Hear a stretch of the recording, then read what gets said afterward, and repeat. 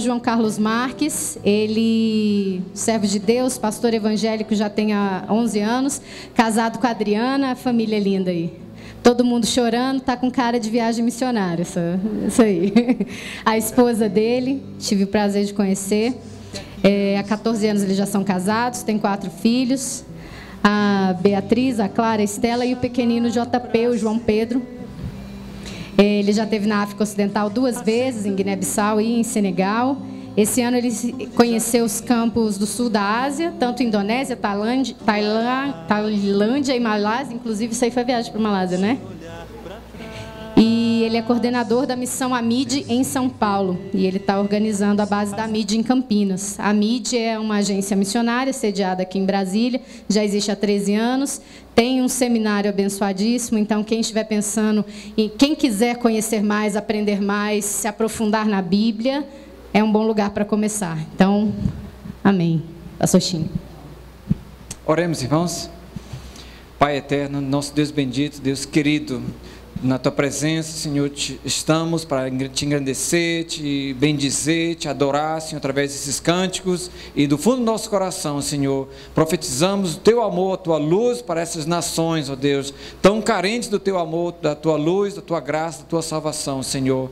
Pai, Te louvamos, Te bendizemos pelo Teu servo, João Carlos, Deus que está conosco, Deus nessa conferência, Deus, Te louvamos pela Sua disposição, Sua família, Seu amor, Sua dedicação na Tua obra, Senhor, despertando muitas vidas, Deus, para irem ao campo missionário, Senhor, sendo uma ferramenta, ó Deus, muito preciosa em Tuas mãos, ó Deus, levando pessoas ao Senhor Jesus Cristo, levando muitos a Te servirem na obra missionária, ó Pai. Nesse momento, Deus, no nome do Senhor Jesus Cristo, invocamos, ó Deus, o Teu poder, a Tua unção, a sabedoria do Altíssimo, Senhor, para falar, ó Deus, através do Teu servo, Senhor. Ó Deus, em nome do Senhor Jesus Cristo, prepara o Teu servo, unge o Teu servo, usa-o poderosamente essa noite, ó Deus, para falar a cada coração aqui, Senhor, a toda a igreja, Senhor.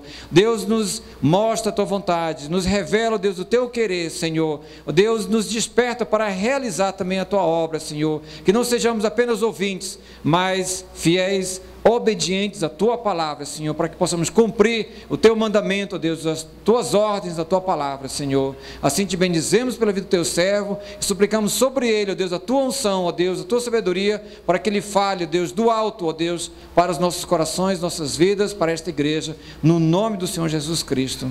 Amém, Senhor. Glória a Deus. Cumprimento a igreja com a paz do Senhor. Cumprimento a igreja com a paz do Senhor. Amém. Amém. Deus é Deus de vivo, né? Você está vivo aí? Glória a Deus. Irmãos, para mim é uma alegria, uma satisfação de poder estar aqui com os irmãos em Sobradinho, na Igreja Batista. Esse convite foi feito pela nossa querida irmã Anita.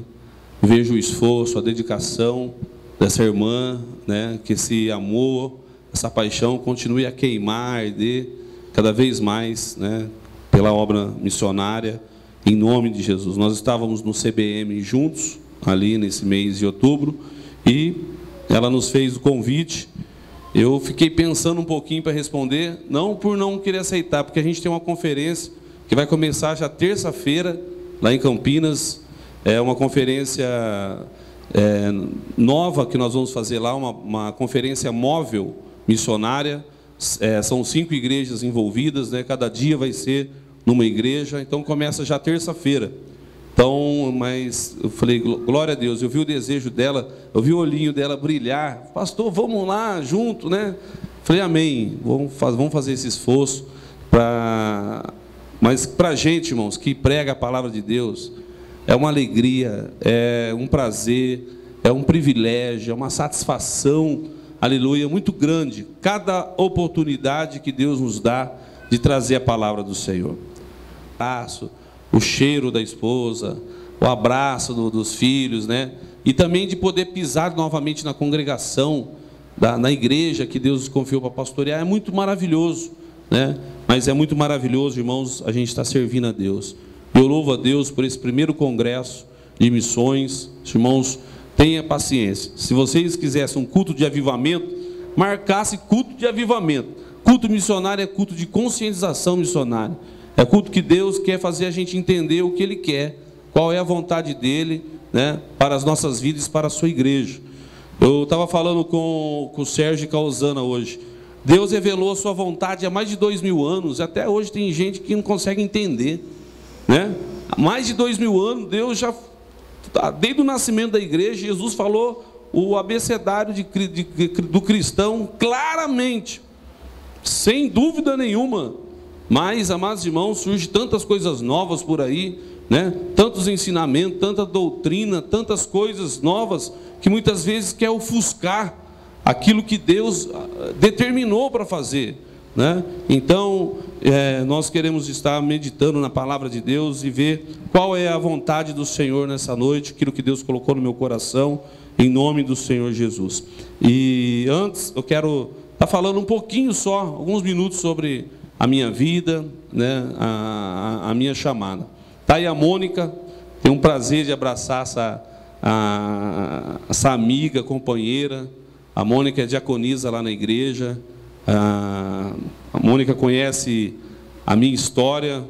Se quer conhecer da minha vida, pergunta para a Mônica. Ela vai falar todas as minhas imperfeições, todos os meus defeitos, porque ela me conheceu desde moço, desde quando eu não era cristão, né? Hoje eu sou pastor dela, graças a Deus, né? Então eu venho, irmãos, de uma família da terceira geração de pastor. Meu avô foi pastor, meu pai foi pastor. Meu pai foi pastor muito novo, ungiram ele, acho que talvez a necessidade da obra da época, de se levantar obreiro e vir um jovem disposto, né? Meu pai, muito vontade de fazer a obra, foi ungido há 18 anos, com 18 anos, missionário pastor. Até que durou muito, ele conseguiu ficar até os 32. E ele teve uma decepção muito grande na época com o ministério, por coisas novas e algo que escandalizou muito ele. E ele, naquela de dar uma parada, falou, não, eu vou dar uma parada, porque me chocou, e ele, nessa parada, complicou a caminhada dele, né? Mas a gente cresceu na igreja, né? E hoje, eu sou pastor de pessoas na igreja lá, como a segunda mãe da Mônica, né? A irmã Laer. Eu fui no casamento dela, eu tinha 7 anos de idade. Tem 40 anos de igreja. Pra você ver como o mundo gira e as coisas, o plano de Deus é estabelecido. Hoje eu sou o pastor dela, né? Quem fez o casamento dela foi meu avô, meu pai. E hoje eu sou pastor deles, né? E hoje, para mim, ser pastor de toda a minha família, da minha avó, da minha tia, cunhados, primo, sogra, só uma graça de Deus, né? Você ser aceito, né? Como pastor. Mas, amados irmãos, passei, logo que eu nasci, eu passei, eles contam 1 ano e 6 meses internado no hospital. Desde o nascimento, nunca voltei para casa, devido a uma infecção, uma enfermidade que não descobriam. E foi passando, arranca do hospital, porque ia morrer, que lá não dava cura, e foi passando nos 4 hospitais em Campinas. E contam eles, né? Que o dia que o médico chamou, já estava no escritório lá, já tinha feito o exame, tinha dado o meu óbito. Tinha dado o óbito, e a hora que foi pedir para o meu pai assinar, levaram alguns pastores lá para orar onde eu estava. Eu já estava desfalecido mesmo. E o pastor Amadeu, um senhor de idade, e com a minha avó, com a minha mãe, choraram muito. E pediram graça para que Deus ressuscitasse. Não é que Deus ressuscitou? Deus fez essa loucura, rapaz, de trazer de volta aquela criança, né, que podia estar no braço de Abraão hoje. E Deus ressuscitou, e meu pai assinando, recebendo o óbito. E aí chega a notícia e fala, não assina não, que o menino está vivo, né? E graças a Deus, de lá eu fui tendo melhora. E para a glória de Deus, irmãos, eu nunca mais entrei no hospital. Eu não sei se é mistério de Deus, né? Para a graça de Deus, nunca mais entrei mesmo, internado, essas coisas, no hospital. E cresci na presença de Deus, mas com 12, 13 anos, pela frieza espiritual do meu pai, eu continuei indo com meu avô, né, menino na igreja, só que eu não prossegui, porque meus pais não estavam mais firmes, deu aquela parada, e foi quando eu me introduzi um pouco no mundo. Mas, irmãos, Deus, ele tem seus propósitos estabelecidos, a vontade de Deus é soberana. Creia nisso. E há poder na oração. Os meus pais, minha família toda deu uma vacilada na fé, desde tios todos, mas o meu avô e minha avó permaneceu firme, pastoreando a igreja, orando, tentando ensinar os filhos, batizou a maioria na igreja, e quando tomaram a idade adulta, alguns se desviaram, mas e a gente como jovem, a gente vai se envolvendo, né, com tantas coisas aí no mundo, e sempre trabalhei, assim, desde os 12 anos, comecei a trabalhar em banco, passei no concurso do Banespa, mas Deus tinha um plano, Ele tinha que me resgatar. Voltar para a igreja, para mim, parecia era muito longe, sabe, algo longe. Quando eu recebi um convite para ir para a igreja, era algo muito distante, irmão, sabe, muito longínquo. Eu não me via mais dentro da igreja, muito afastado, mas até que aconteceu um envolvimento ali na Vila Padre Anchieta, da morte de um amigo meu, vizinho, crescido, de rua mesmo, de brincar, e começou essas rivalidades e brigas, tal, e até que teve um assassinato no meu bairro, olha só, e eu trabalhava no banco, e o carro que usaram para assassinar um jovem lá, era o mesmo carro, o mesmo modelo e cor do que eu andava. Então, me juraram de morte, né? Me juraram de morte, e eu não acreditava naquilo. Falei, não é eu? Não vou temer. E eu trabalhando no banco, chegou a noite, uma ligação falando assim, olha, o negócio está estreito para o seu lado aqui, eles estão atrás de você, juraram a sua morte. Mas eu não tive medo, falei, não, eu era jovem, né? Aquele jovem que quer enfrentar tudo, né? Não tem medo de nada. Mas aconteceu algo estranho numa noite. A gente gostava de ir para barzinho, essas coisas. E eu estava no barzinho, eu senti a morte aquela noite. Senti a morte. Eu comecei a despedir dos meus amigos. Olha que coisa estranha. Comecei a despedir. A Adriana falou, para com isso. A Adriana já era minha noiva. Para com isso. Eu falei, não, hoje é o dia que foi marcado para ele morrer. E aquela angústia, aquela frieza da morte. Irmãos, quando eu estou chegando em casa, naquela noite, sobe um Opala e alvejou o carro que eu estava com muitos tiros mesmo, de vários calibres, e eu consegui, Deus me guardou. Foi quando eu tive que sair do banco, né? Você precisa sair daqui. Eu falei, mas como? Eu sou funcionário do banco, do estado. Não, pede uma transferência. Aí surgiu, meu tio morava em Brasília, o irmão do meu pai trabalhava aqui no Banco do Brasil e também no ministério, aí, num órgão público. E ele falou, vai para Brasília, lá é longe e tal. Eu falei, mas como eu vou? Eu tenho que pedir autorização do banco. E aí eu fui até o banco do Banespa, uma sede em São Paulo, um prédio muito alto. Falei assim, quero uma transferência para Brasília. Não tem, o banco está sob interdição do Banco Central, por causa de roubo, na época do governo de São Paulo, não pode se mover nada. Eu falei assim, eu preciso ir. Não, você não vai. Eu falei, me dá uma folha em branco aí. Eu, João Carlos, concurso tal, peço a demissão nessa data. A moça vai para o psicólogo. Eu falei, não, psicólogo não. Eu vou para Brasília. Cheguei na rodoviária de Campinas, comprei uma passagem para Brasília. Meus pais falaram, você está louco? Você pediu conta do banco? Eu falei, não é isso que vocês queriam? Né? Já perdi tudo, estão me confundindo, querendo me matar. E eu falei, vou embora. Aí eu fui para cá, quando eu cheguei em Brasília, irmãos, a tia da minha tia, ela era governanta da casa, ela pegou e falou assim, eu já te conhecia. Eu falei, meu Deus, que negócio estranho isso, né? Deus, a gente está uma semana em oração por você. Deus tem uma obra na tua vida, João Carlos, você vai ser crente, Deus vai te converter aqui. Eu falei, já não passava mais pela cabeça, muito distante da igreja. Tá bom. Continuei indo para uns barzinhos em Brasília, tal. Mas antes de vir, a minha noiva tinha me dado, a Adriana, um Novo Testamento que ela tinha ganhado na faculdade, né? E eu comecei a ler. Irmãos, me deu uma angústia tão grande em Brasília, uma depressão, sei lá. Falei, poxa, estou longe da minha família, perdi meu emprego, estou longe da minha noiva. Falei, não tem mais sentido viver não. Vou pegar o carro do meu tio, vou pular da ponte do Lago Sul. Verdade, o inimigo semeando aquilo na minha vida. Rapaz, a hora que eu tomei banho para sair, essa minha tia falou assim, João Carlos, vamos para a igreja hoje, Deus mandou chamar você para ir para a igreja. Eu falei assim, poxa, tanto tempo, aí eu fiquei meditando rápido, né? Tanto tempo eu não entro numa igreja, né? Cresci na igreja. Falei, vou sim, vamos. Irmão, quando eu cheguei na igreja, parece que foi voltando tudo de volta, sabe? Quando você aprendeu, aleluia, a crescer, a ouvir as histórias da Bíblia, os cânticos. Eu comecei a chorar e o pastor pregou sobre o jovem rico. Mas não era porque eu era rico não que eu aceitei a mensagem. Eu era o mais miserável naquela noite. Mas aconteceu algo estranho naquela noite. Eu ouvi uma voz que eu nunca mais ouvi, mas eu ouvi naquela noite. Aquela voz bradava dentro do templo, ali na Asa Sul, em Brasília, e dizia assim: eu te livrei da morte e do inferno. Eu tenho uma obra na sua vida. Faz prova de mim para ver se eu não sou Deus. Eu falei, da onde está vindo essa voz? E o pastor orando pelas pessoas, e eu ouvindo essa voz, ouvindo. E jovem, né, eu estava acostumado a dar cerveja, beber. E eu falei, poxa, mas quem está falando comigo? Irmãos, e foi uma quinta-feira. No sábado, eu falei assim, eu preciso, já que eu quero voltar para a igreja, então eu preciso voltar do jeito que Deus quer.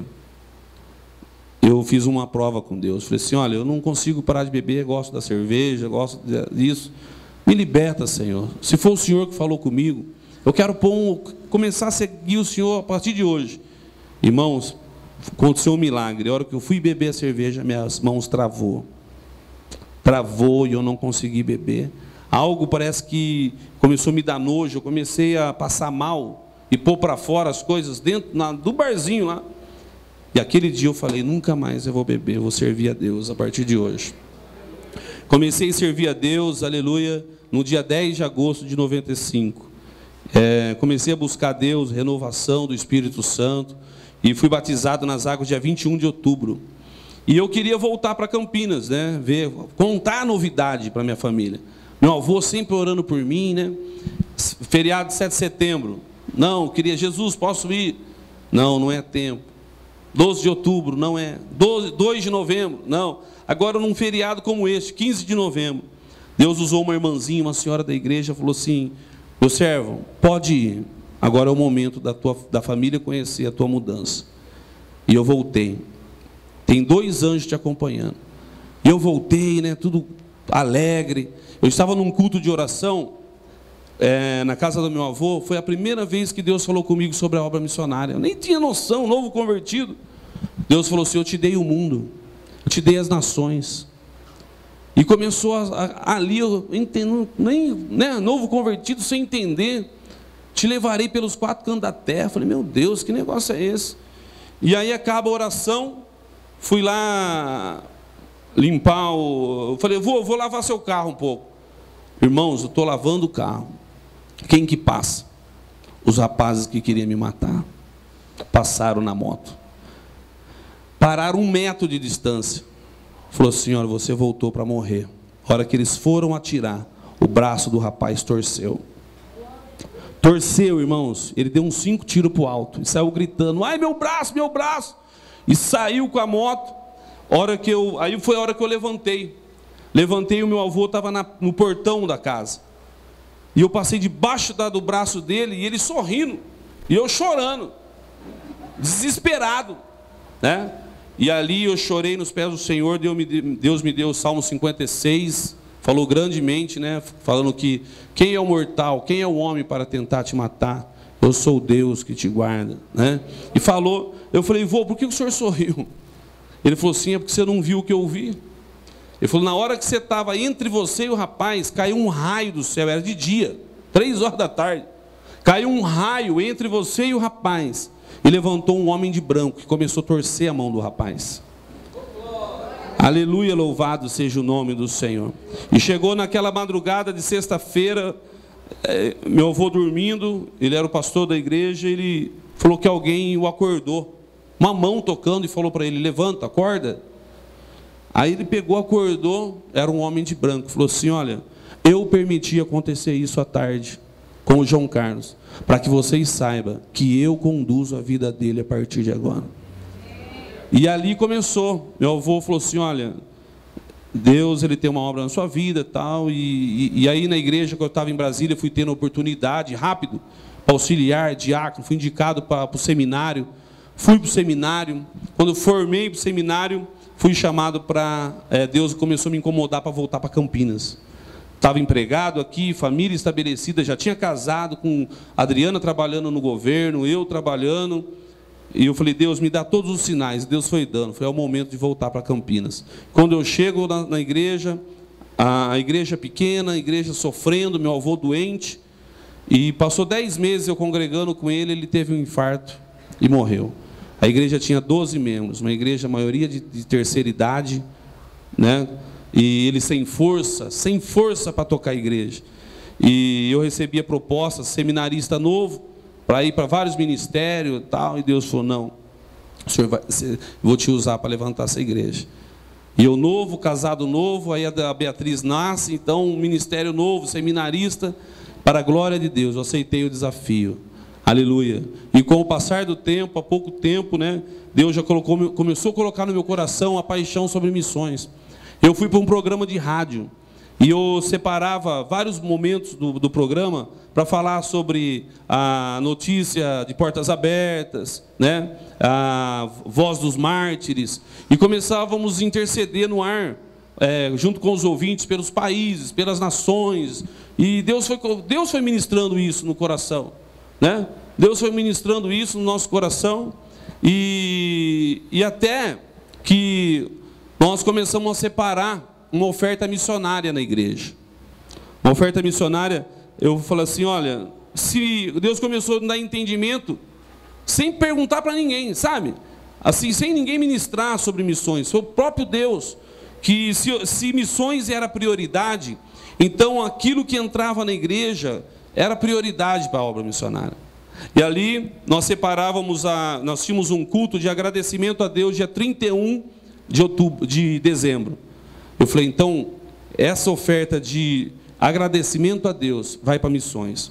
E nós tínhamos também o culto das primícias, que era dia 1º de janeiro, um dia após o outro. Então, a oferta das primícias vai para missões, tanto do agradecimento como das primícias. Só que nós não tínhamos nenhum missionário, né? E agora? Temos a oferta e não temos o missionário. Aí o Daniel, um diácono da igreja, falou assim, eu vou ligar para uma missão. Falei, então escolhe uma missão aí. Liga para um missionário que vir, é que Deus vai mandar, né? E ligamos para a Missão Horizonte. E aí encontramos o Dias, que foi missionário, desde menino, cresceu com o pastor Timóteo, olha a coincidência, com o Tim. E o Dias falou, está todo mundo de férias aqui no Horizonte, mas eu vou. Aí ele foi. Chegou lá, a igreja tinha 25 pessoas no culto missionário, 22, 25 pessoas. Por isso, irmãos, que eu aprendi uma coisa. Não existe igreja pequena que não possa fazer missões. A igreja já é pequena por não fazer missões. Ela pode ter 1000 membros, mas para Deus ela é considerada pequena por não fazer aquilo que Deus manda. Você entendeu? Então, ali separamos a oferta, e era uma oferta abençoada, dois cultos especiais. Ele assustou. Eu não posso levar isso. Eu falei, pode. Mas meu Deus, pastor, né? E aí ele tinha trazido, Mônica, dentro da bolsa tem aquele banner que eu trouxe da África. Ele trouxe o banner, o primeiro banner de um contato que nós tivemos com missões. Isso há 8 anos atrás. Aquele banner ali, traz aqui. Tem a foto do Agan, do pessoal lá dos Felupe, né, de Guiné-Bissau. Aqui, ó. A maioria das fotos que vocês viram hoje chegou na nossa mão lá em Campinas. E Deus, ele falou, pastor, eu vou deixar isso com vocês então, para vocês orar por esse povo, né? Por esse povo. E Deus, eu comecei a orar por esse feiticeiro aqui de amarelo. Era o feiticeiro da aldeia do Tim, o Agan. A igreja assumiu um compromisso de oração. E sabe quem tirou essa foto? Em 2003, aquele camarada ali que está ali na filmadora. O Sérgio Seife, em 2003. Por isso que eu falei para o Sérgio esses dias, não sei se foi uma palavra de consolo. Falei, Sérgio, rapaz, você é uma peça importantíssima na missão. Você é o que reporta tudo, é a mídia, é o que divulga. Falei, através da sua foto, Deus fez uma obra na nossa igreja. E começamos a orar por esse feiticeiro, né? Deus colocou, perdão, irmão, vou colocar aqui só um minutinho. Colocou um amor muito grande por esse feiticeiro. Intercede, jejum, intercede. Aí um dia nós estamos na oração, os jovens gostavam de fazer congresso de jovens, né? Aí Deus já começa a tocar nos jovens. A Mônica fazia parte daquele congresso lá. Os jovens falaram, pastor, nós não vamos fazer um congresso de jovens, né? Vai mudar. Nós vamos fazer um congresso de jovens, mas para missões. Falei, amém. Tá bom, convidaram um pregador, líder de missões, tal, na igreja, e tudo que entrar vai ser para missões. E ali, orando por esse feiticeiro, Jesus salva ele. Sabe o que Deus fala para mim? Vai lá você. Falei, Jesus, vai lá. Irmão, o que aconteceu? Através do contato, do Dias, com a foto do Sérgio, só sei que a Ana me liga. Ana Maria, pastor, o Dias comentou, você não quer ir para a África juntamente com a gente? Falei, meu Deus, será que, né? Eu falei, vou orar a Deus, se Deus preparar. Aí Deus começou a levantar os recursos, prepara, a igreja começa a juntar reciclável, né, latinha e tudo, e começa a fazer bazar, cantina, e eu comecei a pregar num monte de igreja, aquela peregrinação que o Tim conhece, todo mundo conhece aí, aquela peregrinação que 30 de um, 50 de outro, e vai até juntar. Graças a Deus, chegamos na África, aleluia. E eu escrevia para o Tim, tem um feiticeiro aí, que eu quero encontrar com ele. O Tim respondia, pastor, aqui não é conversa, né? O negócio é mais embaixo, aqui é diferente. O Tim falou, esses camaradas vêm do Brasil achando que vai arrebentar aqui, né? Mas Tim, eu posso, né? E fomos na equipe. Chega lá, a equipe vai para um lado de cá, a mídia vai para lá, vai visitar a aldeia, e não dá para visitar esse homem. Aí chegamos à conclusão, falou assim, eu vou ficar um tempo a mais. Aí a equipe volta, nem que a minha esposa, nem que a igreja tinha falado que ia ficar um pouco a mais, olha só. Mas aí, naquela época não tinha nem celular em Guiné-Bissau, né, Tim? Confiamos na liderança da missão. A hora que vocês chegarem em Bissau, vocês trocam a minha passagem. E lá na África, nada é certo. Lá é tudo duvidoso. E eu acreditando que eles iam mudar, trocar a passagem, trocou e vamos ficar lá em Suzana. E conhecemos, o Tim quase me mata de andar de bicicleta. Fazia tanto tempo que eu não andava de bicicleta, fomos visitar uma aldeia, ainda a Van brigou com ele. Tim, você não tem noção, você vai matar o pastor João de andar de bicicleta desse jeito.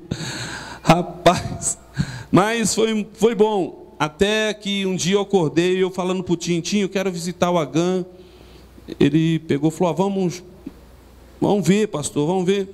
Até que nós chamamos um Padinuba, né, Tim? E nós fomos de manhã lá. Chegamos lá, irmão, um homem velho, idoso mesmo, doente, nem a família dele cuidava dele, porque a família dele dizia que ele era entregue aos espíritos, os espíritos tinham que cuidar dele. E nós chegamos perto, medimos a pressão dele, né, Tim? Tem tudo filmado. Medimos a pressão dele e começamos a falar do amor de Deus para esse homem. Irmãos, você tem uma noção, na África, aonde o feiticeiro pisa, ninguém pode pisar. O forno é de lá. Ninguém pode andar nos caminhos dele. Ele tem uma área, né, Tim, que é consagrada. Lá é muito sério isso. E começamos a falar do amor de Deus, oramos por ele. Num dia, pedimos para voltar no outro dia. No outro dia ele já tinha se levantado, comeu a carne do sacrifício lá, mas comeu. E oramos por ele e nós voltamos embora. Eu voltei e o Tim continuou a visitá-lo. E ele pegou e entregou a vida dele para Jesus. O Tim cuidando dele com a Van, tempo, indo. O Agão começa a sonhar com o céu. Ele sonha com o céu. E eu tive um problema com o filho dele, que eu tirei uma foto lá, e ele ficou muito bravo comigo. Ele achou que eu queria ridicularizar ele, zombar dele, não sei. Mas, para a glória de Deus, hoje o menino é crente, né, se converteu, né, o Agã partiu para a glória. Então, irmãos, isso mudou a nossa igreja. A nossa igreja, ela tem uma história até 2005 e depois de 2005. Porque quando eu volto da África, eu reportei para a igreja aquilo que Deus tinha feito comigo. E para a glória de Deus, toda a igreja foi transformada pela palavra, por esta vontade do Senhor. E a nossa igreja tão pequena, com 30 membros, começa a pedir a Deus, então nos dê um missionário. Nos dê alguém que nós possamos enviar, se é pessoas ao campo que o Senhor quer, nos dê um missionário. E tinha uma jovem moça lá, chamada Eugênia, que todo evangelismo, aonde estava, ela estava. E ela começou a falar que amava as almas, que queria pregar, que queria ir aos perdidos. E eu comecei a testar ela. Falei, ó Eugênia, feriado 12 de outubro, todo mundo vai para Aparecida, apodrecida da morte, evangelizar. Falei, você vai? Ela, vou. Então tá aqui, paga a passagem, vai lá pregar lá com a Jocum. Outro ano, vou. Morro da Formiga na Bahia. Vai lá, Eugênia, vou. Vale do Jequitinhonha, vou. Aí chegou uma oportunidade para ir para o Nordeste, Sertão. Eugênia, só que agora é mais tempo. Vou. Quando ela voltou de lá, reuni a igreja, eu falei assim, Eugênia, reuni uma igreja, a igreja quer mandar você para o seminário. Você quer ir? Eu falei assim, olha, vamos fazer a entrevista com a Ana Maria. A Ana Maria aprovou, a Eugênia começa a fazer o seminário. Irmãos, essa igreja de 30 membros sustentou a Eugênia esses 4 anos. O investimento na vida da Eugênia foi mais ou menos 50 mil reais nesses 4 anos.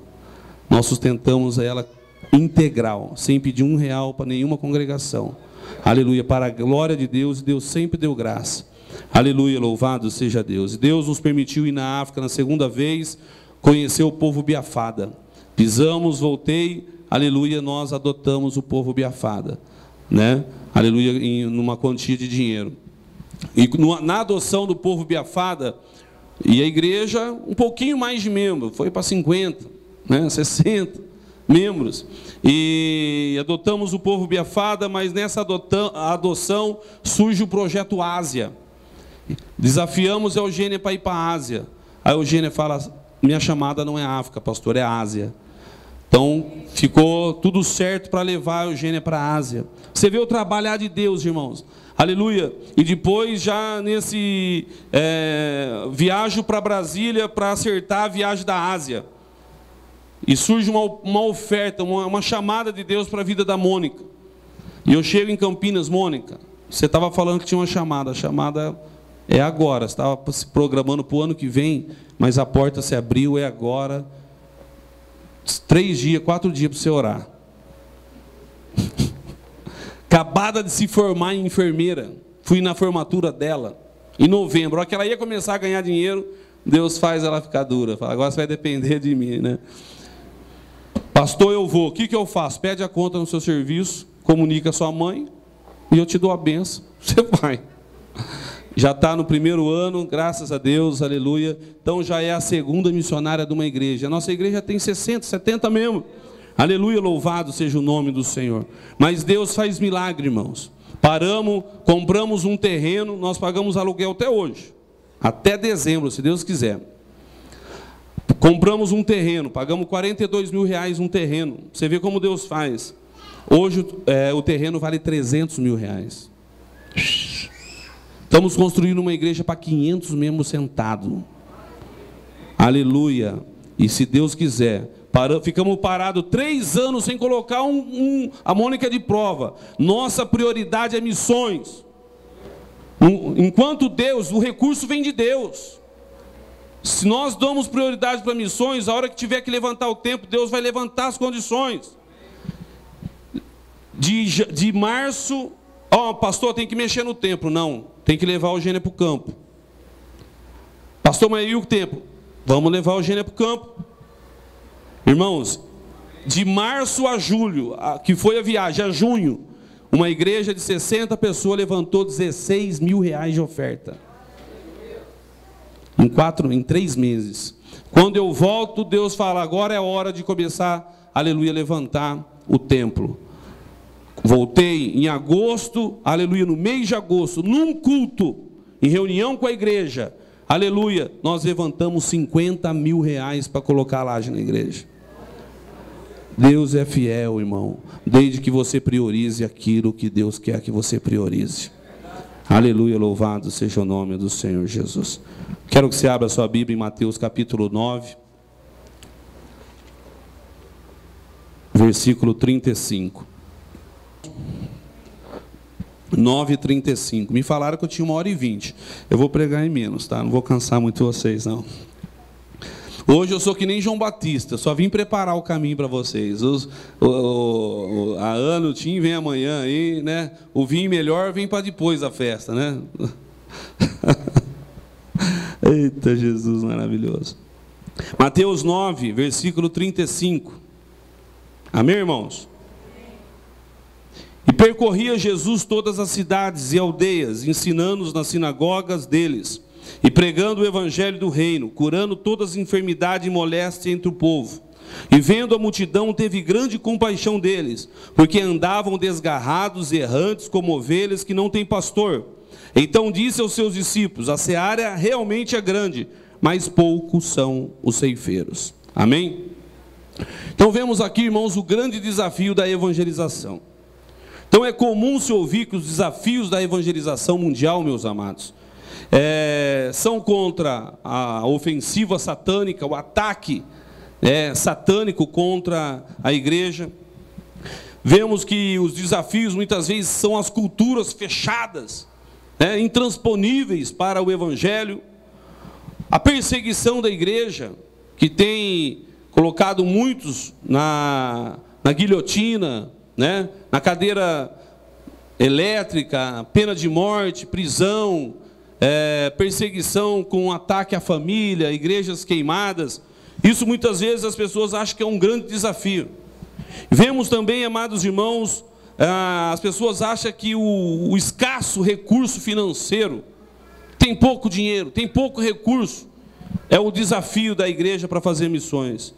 E muitas vezes esta área financeira é a maioria das desculpas que os líderes da igreja usam para não fazer missões, Agora eu pergunto uma coisa, Jesus ele fez uma promessa para a igreja. Em Mateus, amados irmãos, capítulo 16, versículo 18, diz que as portas do inferno não prevaleceriam contra a igreja do Senhor. Então, a igreja, ela não tem que ficar passiva, recebendo os ataques, as opressões, as afrontas do diabo. A Bíblia diz que as portas do inferno, eu imagino assim, vem uns portais negros, uma grande resistência, fortalezas do diabo, porque Paulo fala que as nossas armas não são carnais, mas são poderosas em Deus para destruir as fortalezas do diabo. Então eu imagino essa passagem assim, a minha conjectura, eu conjecturo dessa maneira. Uma grande fortaleza, aqueles portões negros, e as almas tudo presas lá dentro. E a igreja para o lado de fora, para o lado externo, querendo avançar. A Bíblia diz, eu penso dessa maneira, eu raciocino, que as portas do inferno não prevaleceriam, quer dizer, não resistiriam, não suportaria o poder da igreja, de avançar, de estourar os portais do inferno e saquear a casa do valente. Jesus disse que o valente é mais forte do que o valente que está lá dentro, amarrando eles, prisionando eles. É assim, não é? Então as portas do inferno. Então, amados irmãos, o contra-ataque satânico não é resistência para a igreja. A cultura fechada não é desafio assim que possa impedir da igreja avançar. A perseguição, a ameaça da perseguição, que é a morte, fome, talvez doença, não é desafio que pode intimidar a igreja de avançar. Recurso financeiro não é, porque hoje temos uma das igrejas mais ricas do mundo, a igreja brasileira. O problema é aonde a igreja tem investido seus recursos. Aí que entramos no grande difícil, no grande desafio. As pessoas falam assim para mim: pastor, mexer com missões é complicado, porque só sai dinheiro do caixa e não entra. Aí eu respondo assim: agora você acha, responde para mim, qual é o motivo que Deus manda o dinheiro para o caixa da igreja? Para que finalidade? Se Deus está mandando o recurso para o caixa da igreja, para que a igreja, como que a igreja deve gastar esse recurso? Então, amados irmãos, nós reclamamos dos nossos líderes políticos que gastam o nosso dinheiro de forma errada, de forma imprópria, de forma irresponsável. E agora, e os líderes religiosos da igreja brasileira que têm gastado também o seu dinheiro, o dinheiro que é de Deus, de forma errada, de forma irresponsável, aplicando dinheiro naquilo que não é pão. Então, recurso financeiro não é desculpa para a igreja não fazer missões. Não é a maior dificuldade para a igreja fazer missões. Hoje vemos a realidade, amados irmãos, de cada, um exemplo, de cada 100 reais que entra no caixa da igreja, 95 reais ficam para as atividades internas, para gastar dentro da própria igreja, para satisfazer o seu próprio clube social, inventando festas, jantares, não é pecado fazer isso, mas desde que faça equilibradamente. Dos 5% que falta, 4,5% é investido em missões nacionais, indígenas, povos nordestinos e ribeirinhos, 4,5%. Então você pega de 100 reais, R$4,5, 50 centavos. Sabe o que sobra para os povos não alcançados? O povo hindu, islâmico e budista? Menos de R$1 por essa conta. Menos de 0,5% é investido nos povos não alcançados da janela 1040. E aonde se concentra, amados irmãos, a maior população de não cristãos, de pessoas que nunca ouviram o evangelho. Agora outra coisa, você acha justo a igreja brasileira ouvir o evangelho pelo rádio, pela televisão, por mídia, mídia escrita, mídia falada na rua, megafone, ouvindo, você contar, você vai ouvir o evangelho 1000 vezes, por exemplo, e sendo que tem lugares que não tiveram oportunidade de ouvir nenhuma vez sequer, né? Então, amados irmãos, quero que vocês entendam isso, por isso que eu falo, missões é conscientização, né? Conscientização. Então, o maior desafio da evangelização não é a dificuldade, o problema espiritual, porque Deus deu poder à igreja. Deu ou não deu? A igreja tem poder espiritual para enfrentar as lutas espirituais. Deus tem mandado recurso. Tanto é que as igrejas têm se empanturrado. Está riquíssima. A igreja brasileira hoje está saindo dinheiro pelo ladrão, né? Deus está abençoando o Brasil, graças a Deus, mas e agora? Antes o Brasil não fazia missões porque não tinha recurso. Agora não faz porque tem recurso, está aplicando errado, né? Então vemos, amados irmãos, que a evangelização não é o problema também recurso financeiro e nem luta espiritual, porque nós temos o poder. Mas, amados irmãos, é a mobilização dos evangelistas. É quem, aleluia, Jesus ele fala aqui, nós vamos chegar lá, né? Então, o maior desafio, amados irmãos, aleluia, da evangelização é a sensibilização dos cristãos para as necessidades daqueles que vivem sem Cristo.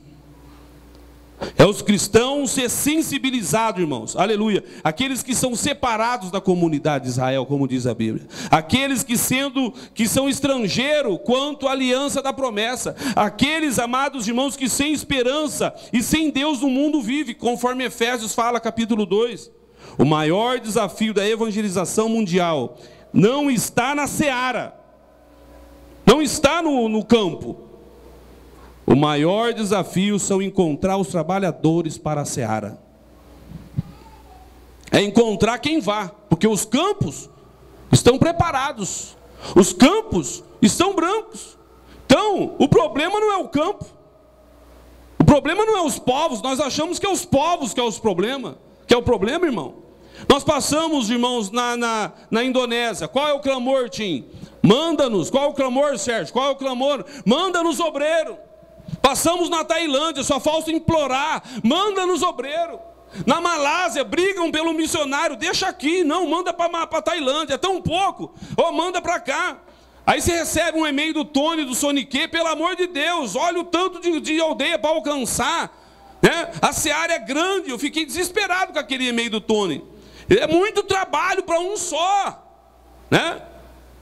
Aí você vai, cruzamos o Nordeste agora, encontramos Putim em Natal, cruzamos o sertão.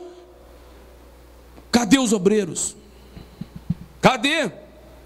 Fomos tomar um sorvete em João Pessoa, na capital, antes de vir embora, o dono da sorveteria, crente.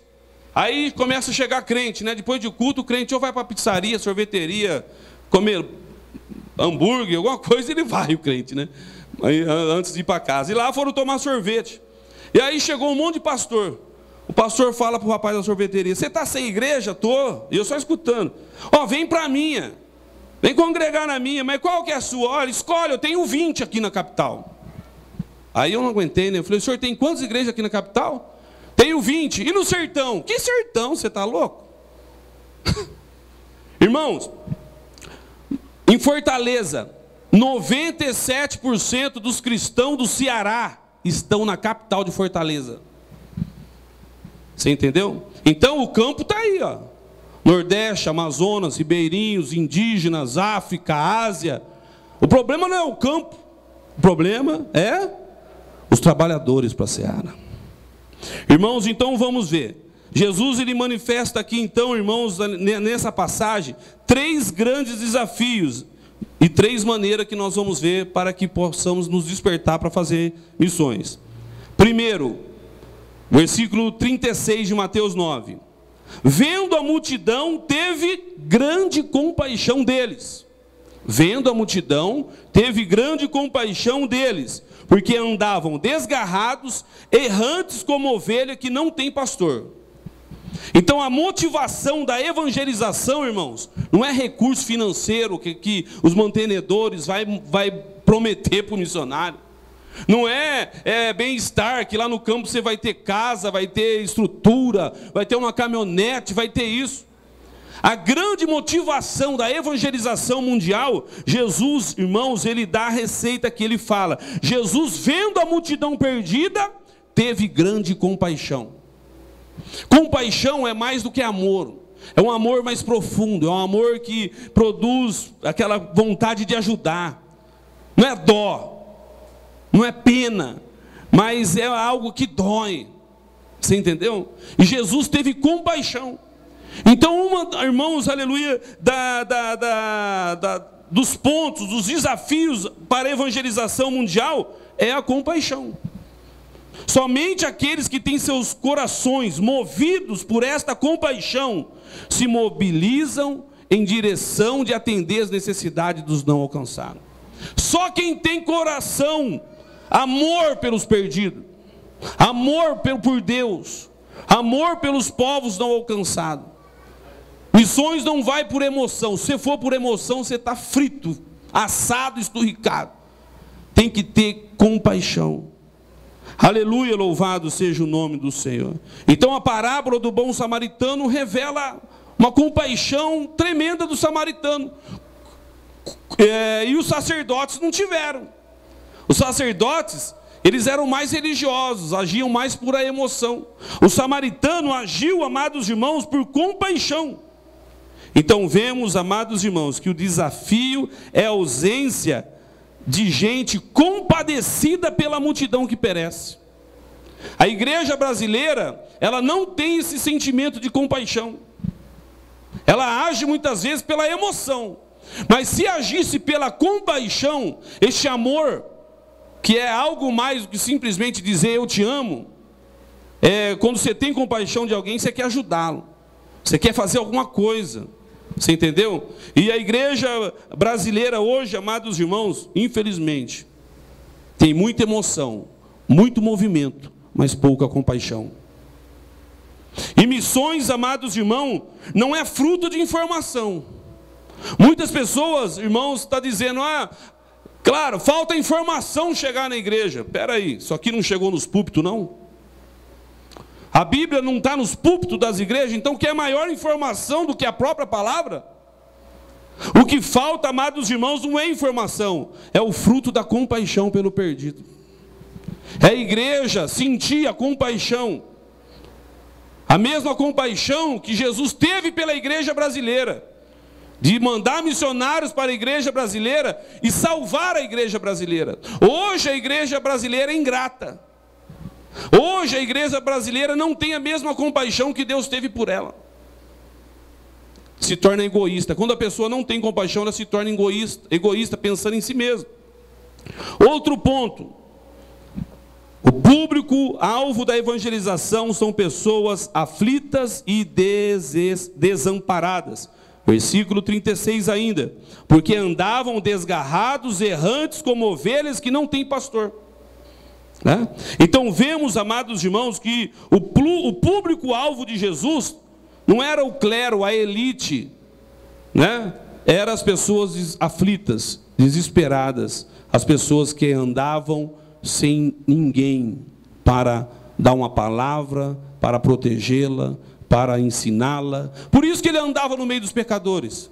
Jesus falou: eu vim para os doentes, não vim para os sãos, né? Eu vim para os que estão morrendo. Então, amados irmãos, nós vemos que Jesus, ele enxergava as multidões repletas de pessoas aflitas e desamparadas, desesperadas, cansadas e abatidas, aonde ele faz aquele convite universal: vinde a mim, Mateus 11, 28, vinde a mim todos que estáis cansados e oprimidos, e eu vos aliviarei. Porque ele enxergava as pessoas nessa situação. A igreja brasileira enxerga os aflitos, enxerga, amados irmãos, os desamparados, os desesperados, os abatidos, os sem Deus, os que estão caminhando para o inferno. Irmãos, vou falar a verdade, muitos, não estão nem aí para o perdido. A razão para isso, irmãos, é que eram ovelhas sem pastor. Afirmar que o desafio está na multidão é o mesmo que afirmar que o sedento está recusando um copo d'água. O desafio não está na multidão. A multidão espera a solução, né? Como você vai dizer para o sedento que ele não ofereceu um copo d'água para o sedento, irmãos, e ele vai recusar? O Sérgio Osana tem um versículo tremendo em Provérbios 25, 25, né? Que as boas novas de salvação é como água fresca, né? Para a terra sedenta, para a terra que realmente está precisando. Imagine você num sol escaldante, alguém te oferece um copo d'água gelado, você vai recusar? De maneira nenhuma, né? Então, amados irmãos, o desafio não está na multidão. A multidão está clamando por resposta. A multidão, amados irmãos, está gritando por socorro, suplicando paz, justiça, alegria, que somente o evangelho do reino pode nos dar. Ai, a aguinha, está vendo? Jesus é bom. Mas tinha aqui, o Sérgio é uma benção. Aleluia, quer ganhar o galardão de profeta, né? Então, amados irmãos, nós vemos que o desafio não está na multidão. O desafio está em capacitar a igreja para oferecer a resposta das perguntas da multidão. A pergunta das multidões hoje, dos povos não alcançados: quem é o Salvador? Quem pode nos livrar dos nossos pecados? Na África faz sacrifício para espírito. Na Índia toma banho no rio Ganges, 10 vezes mais poluído do que o Tietê de São Paulo, achando que vão se purificar dos seus pecados. Quem pode lhe dar a resposta? Quem pode, amados irmãos? Então, o problema é a multidão? O problema, então, é dos islâmicos, esses terroristas, homem-bomba. O problema não são eles. Eles não conhecem a palavra. O problema não são do hindu que mata vaca, adora rato, adora barata. O problema é da igreja. Eles estão esperando. Cadê então? Qual é a resposta? Qual é o caminho? Alguém precisa lhe falar. Alguém lhe precisa mostrar. Então o problema, irmãos, não está na multidão dos perdidos. Está na igreja, que não assume a responsabilidade e o compromisso, aleluia, de levar o evangelho até eles. Como Deus mostrou a Paulo, aquele homem chamando: passa a Macedônia, vem. O mundo clama, irmãos. Irmãos, a gente volta dessas viagens missionárias, Tim, Sérgio, Osana, vocês podem confirmar, a família do Tim toda está aí. Você volta desesperado, você não sabe quem atender, e você não tem pessoas para mandar, né? Você não tem. Eu falo para Deus, Deus, se o Senhor levantar 10 candidatos aqui para o seminário, eu tenho certeza que o Senhor vai sustentar e vai prover os 10. O problema não está no dinheiro, irmãos. O recurso Deus manda. Apresenta o projeto. Se você não tem projeto, não tem recurso. Mas se tem projeto, Deus manda o recurso. Deus manda, eu tenho vivido isso. A nossa igreja tem vivido isso. Temos vivido pela fé. Nunca tivemos R$1 na poupança, nunca. Nunca. Mas Deus sempre tem levantado, aleluia, da viúva, do pobre, aleluia, o que é necessário para a sua igreja. Então vemos, amados irmãos, outro desafio. O evangelismo, o desafio da evangelização a resposta está no versículo 37. Então disse aos seus discípulos: a seara realmente é grande, mas poucos são os ceifeiros. Então o desafio não é os recursos, o desafio não é o diabo que afronta, porque ele é um derrotado, Jesus o venceu. O desafio não é o recurso financeiro, porque Jesus manda. O desafio, sabe o que é, irmãos? É os obreiros. É quem vai levantar e atender o chamado. As multidões estão morrendo. As pessoas estão desesperadas esperando um copo d'água teu. As pessoas, irmãos, quando você fala de Jesus, por que o Forna está aqui? Por que na aldeia dele tem crente? Era escravizada pelo Irã, pelos espíritos, sacrifício, rituais. Aleluia! Mas Jesus teve compaixão daquele povo e levou o evangelho lá. A luz, a liberdade, a vida. Está mudando a história daquele povo. Está mudando a história do Forna, da família dele. Mas alguém teve que ir. Aleluia, louvado seja o nome do Senhor Jesus. Então, irmão, Jesus adverte que os campos estão prontos para a colheita, mas os trabalhadores são poucos. Os que têm não dá conta de tudo. Não dá conta, é muito trabalho. É muitos povos, irmãos. É muita gente. É muita tradução, povo sem a tradução da Bíblia. São poucos tradutores. No ano que a Eugênia se formou, em 2009, eu fui na formatura dela na Além, aqui em Brasília. Um ano para formar 10 tradutores? Meu Deus! Quanto tempo vai então para traduzir as línguas? Só na indígenas é mais de 100, Netinho? Vai demorar 10 anos no mínimo para levantar 100 tradutores para os indígenas. Em Guiné-Bissau são 27 etnias. Lá na Indonésia, onde nós fomos, é 300 povos. 300 povos, 300 línguas diferentes. Aí na Tailândia mais tanto. Na China, na Índia, meu Deus. Irmãos, então a necessidade não é o dinheiro, não é o poder espiritual, porque a igreja tem, né? É as pessoas que querem levantar a mão e falar: eu vou. Quero fazer parte da evangelização mundial. Aleluia, quero cooperar com o reino de Deus. Irmãos, a palavra de Deus diz que as multidões estão sem pastores, ou porque de fato não há pastores no meio das multidões, são poucos os trabalhadores para a seara, ou porque os pastores que estão no meio das multidões estão pastoreando a si mesmos. O desafio não está na multidão, quero bater nessa tecla. O desafio não está, é encontrar operários para a colheita, pastores para as multidões não alcançadas. O desafio está em fazer os que têm a água da vida para oferecer transcenderem o pastoreio de si mesmo, abandonando, amados irmãos, assim, suas zonas de conforto, para que possam pastorear as multidões. A conclusão, irmãos, uma igreja que vive sobre a promessa da vitória, que as portas do inferno não prevalecerão contra ela, tem seu próprio comodismo, o maior desafio para avançar na obra missionária. O maior desafio da igreja é o seu próprio comodismo, a sua zona de conforto. Louvado seja o nome do Senhor. Então eu quero garantir para vocês que o desafio da evangelização mundial não está na opressão, nos ataques. Eu não vou porque o diabo vai se levantar, vai atacar contra a minha vida, vai colocar enfermidade. A Bíblia garante que aquele que pertence a Cristo, o maligno não toca. Não toca. Eu creio assim.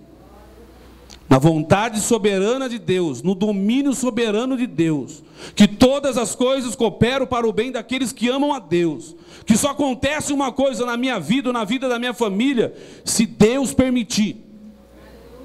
Eu compartilhei com a Ana e com o Sérgio há uns 15, uma semana antes de ir para o CBM, tive uma luta espiritual tremenda. Eu acordei, irmãos, literalmente, com vários demônios entrando no meu quarto.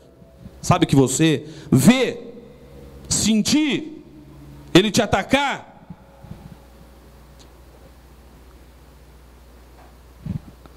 A resposta que eu dei àqueles espíritos, meus olhos viam. Você não está vendo o sangue de Jesus, do Cordeiro, na janela da minha casa? Você não está vendo, seu maldito, a marca do sangue nos meus filhos? Você não está vendo esta casa coberta com o sangue de Jesus? Você não está vendo a minha vida, da minha esposa, da minha família, coberta com o sangue de Jesus? Eu tenho poder contra você, Deus me deu. Eu sou a igreja, tenho consciência disso. Irmãos, diante de Deus eu estou aqui. Contei para a Ana e para o Sérgio, Deus me colocou uma espada nas mãos naquela madrugada. A Adriana orava, nós foi uma luta de 40 minutos. A minha mão não parava, guerreando contra aqueles demônios. Foi uma das maiores lutas espirituais que eu tive.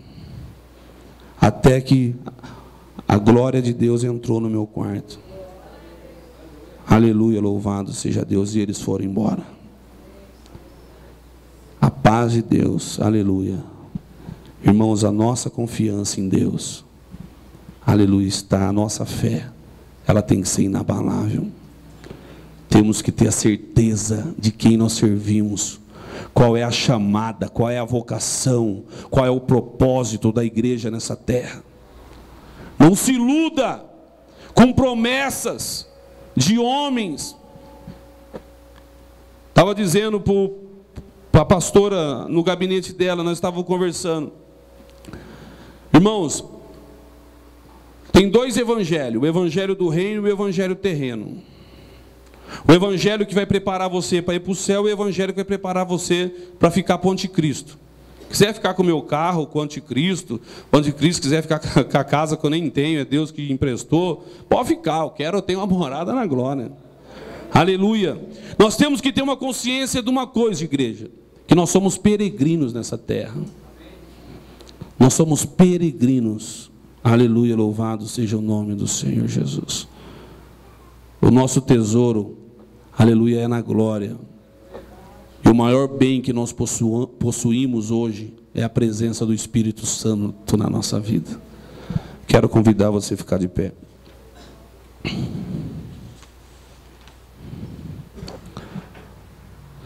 A multidão está te aguardando. Feche teus olhos. Há milhares de crianças, adolescentes e jovens na África aguardando ouvir falar de Jesus. Há milhares de jovens, adolescentes, homens e mulheres na Ásia, na Índia, na Tailândia, na Indonésia, no nosso Nordeste, aguardando falar de Jesus. Os problemas não estão no campo.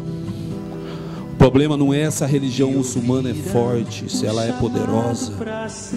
O evangelho é mais poderoso do que o islamismo, irmão. O evangelho é mais poderoso do que o hinduísmo. O evangelho é mais poderoso do que o budismo. Aleluia, Jesus. Nessa noite, Não é eu que te desafio, não. É a palavra de Deus. É a vontade de Deus. A vontade de Deus é que todos os homens cheguem ao pleno conhecimento da verdade. A vontade de Deus é que o Evangelho seja pregado, anunciado. E para isso Deus precisa de testemunhas fiéis. Eu quero saber aonde está o primeiro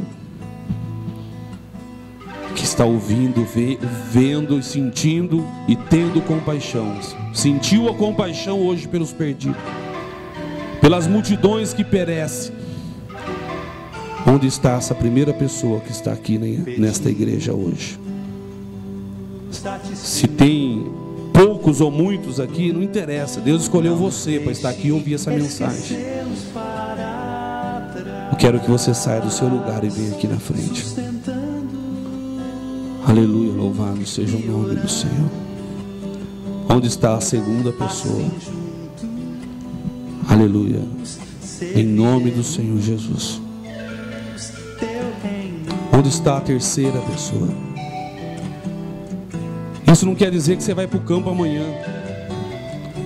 Você está dando o primeiro passo. Você respondeu a uma chamada de Deus. E Deus vai preparar todas as coisas.